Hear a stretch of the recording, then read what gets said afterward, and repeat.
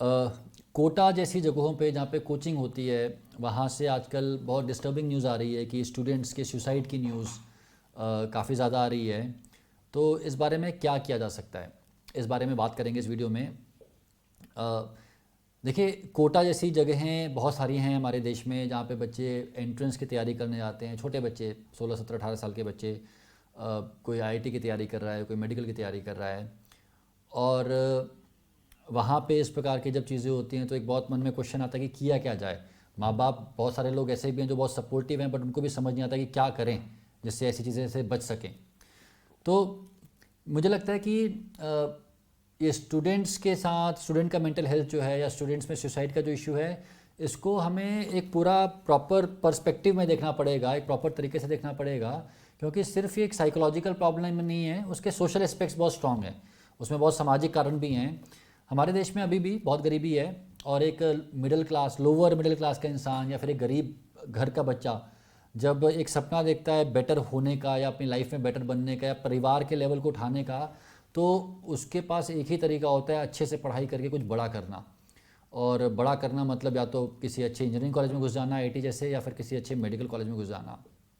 तो बच्चा सब कुछ छोड़ छाड़ के कोटा जैसी जगह पे आता है, और माँ बाप भी जो भी उनके पास पैसा होता है वो सब लगा देते हैं उस चीज़ में।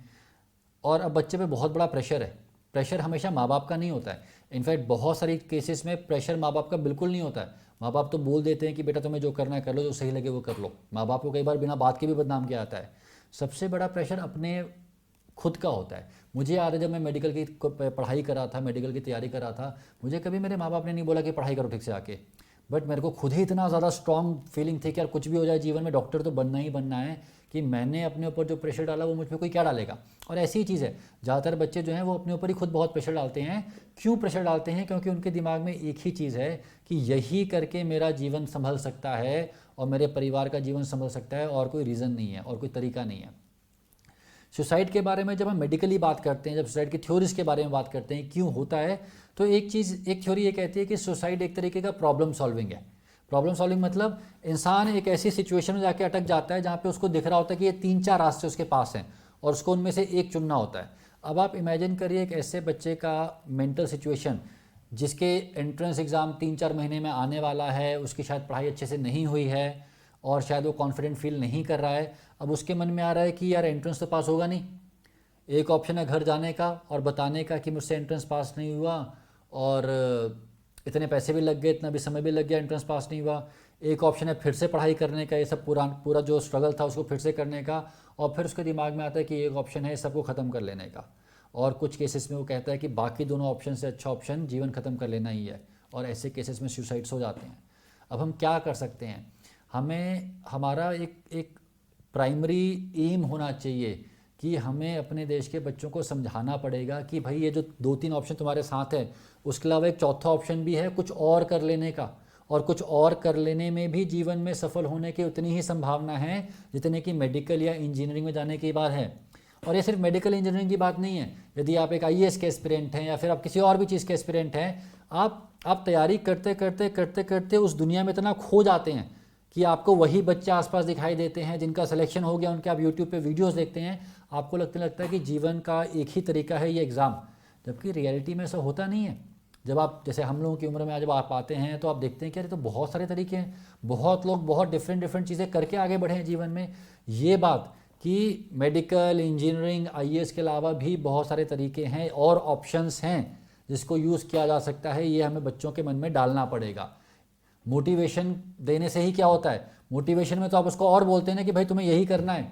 कभी कभी ये भी बताना पड़ेगा कि भाई अपने ऊपर प्रेशर डालो, एफर्ट्स डालो, लेकिन ये आखिरी पड़ाव नहीं है, आखिरी रास्ता नहीं है, और भी रास्ते खुले हुए हैं। तो एक बात का ध्यान ये रखिए। दूसरी बात, ये इतनी छोटी उम्र में 16, 17, 18 साल की उम्र में बच्चा जब घर वर छोड़ के कोटा जैसी जगहों पे जाता है, तो जो उसका सपोर्ट सिस्टम होता है वो सडनली छिन जाता है। सपोर्ट सिस्टम छिन जाता है और वो एक और बहुत कॉम्पिटिटिव, बहुत टफ एनवायरनमेंट में आ जाता है। सब बच्चे आपस में पढ़ाई कर रहे हैं, कोई छुप के पढ़ाई कर रहा है, कोई लाइट बुझा के लैंप में पढ़ाई कर रहा है।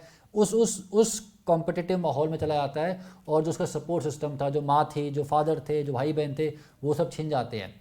बच्चे बताएंगे भी नहीं आपको। अगर वो किसी प्रॉब्लम में होंगे तो ताकि माँ बाप परेशान ना हो जाए तो वो और छुपाएंगे, और वो अंदर ही अंदर उस चीज़ को और बड़ा करते रहेंगे। तो आजकल तो हर शहर में कोचिंग अवेलेबल है, हर बड़े शहर में बड़े बड़े इंस्टीट्यूट सारे अवेलेबल हैं। तो बच्चे को ऐसी जगह पे भेजने का भी एक स्ट्रॉन्ग रीज़न होना चाहिए। कई बार हम लोग पेरेंट्स को बोलते हैं कि मत भेजिए, वहीं पे पढ़ाई करने दीजिए। मान लीजिए 2% कोचिंग अच्छी भी मिल जाए किसी पर्टिकुलर शहर में, बट सपोर्ट सिस्टम तो छिन जाएगा। अगर ऐसा नहीं है, भेजना ही है, तो कंसीडर करिए कि साथ में आके कुछ समय के लिए रह लें। और एक और चीज़ है, बच्चे के साथ कम्युनिकेशन ओपन रखिए, बच्चे के साथ कम्युनिकेशन ओपन रखिए। और ये देखिए, अगर बच्चा आपको अपनी परेशानी बता रहा है और उसकी परेशानी सुन के आप और परेशान खुद ही हो जा रहे हैं, उसको रिलैक्स करने की जगह आप खुद ही परेशान हो जा रहे हैं, तो फिर बच्चा आपसे बताना भी बंद कर देगा, है ना। तो आपको एक कम्युनिकेशन का चैनल ओपन रखना है बच्चों के साथ में, लेकिन साथ में आपको सपोर्टिव रहना है, आपको खुद से परेशान नहीं हो जाना है, वरना तो और नहीं बताएगा आपको। तो सोशल सपोर्ट को जिस हद तक हो सकता है वापस लेके आइए, बात करते रहिए, बताते रहिए कि और भी ऑप्शंस अवेलेबल हैं। ये चीज़ें बहुत हेल्प करती हैं। अब मैं देखता हूँ न्यूज़ में आजकल कि वो पंखे में वो लगा दिया, स्प्रिंग लगा दिया और इस टाइप की चीज़ें कर ली। देखिए, इस टाइप की चीज़ें बहुत कम केसेस में हेल्प करने वाली हैं। इंसान के मन में जब इस प्रकार की चीज़ आती है कि उसको सुसाइड करना है, आत्महत्या करना है, तो वो डिफरेंट ऑप्शंस देख लेता है कि क्या चीज़ें करनी है। अगर उसको पता है कि पंखे में से स्प्रिंग आ जाती है, तो हो सकता है कुछ इम्पल्सिव जहाँ पे सडनली वो कुछ कर रहा है उसमें वो बच जाए, बट ये कोई सोल्यूशन नहीं है। आप क्या करेंगे? आप सारी रोडें बंद कर देंगे, सारी छतें बंद कर देंगे, सारी बालकनियाँ बंद कर देंगे? ऐसा तो हो नहीं सकता। तो हमें वो सॉल्यूशंस ढूंढने हैं जो कि कारगर साबित हो सकते हैं। ये स्टॉप गैप अरेंजमेंट, ऐसे टेम्पररी अरेंजमेंट से कुछ नहीं होने वाला। इस सब के अलावा ये बात हमेशा ध्यान रखनी है कि लगभग 80% केसेस में आत्महत्या जो होती है, सुसाइड जो होता है, वो डिप्रेशन की वजह से होता है। और डिप्रेशन के लक्षण पहचानना बहुत मुश्किल नहीं है। नींद कम आनी शुरू हो जाएगी, भूख कम होगी, इंसान हमेशा उदास रहेगा, अटेंडेंस ख़राब हो जाएगी, पढ़ाई नहीं करेगा, बातचीत करने से कटेगा, राइट। ये सब जब चीज़ें दिखें तो उसको पहचानिए। और यदि डिप्रेशन के लक्षण आ गए हैं तो डिप्रेशन के लिए फिर आपको एक मेंटल हेल्थ एक्सपर्ट की, साइकेट्रिस्ट की या साइकोलॉजिस्ट की हेल्प लेनी ही पड़ेगी, लेनी ही चाहिए। जाके बच्चे को बोल देना कि कुछ नहीं होता, सब ठीक है, खुश रहो, ये सब टेंशन मत लो।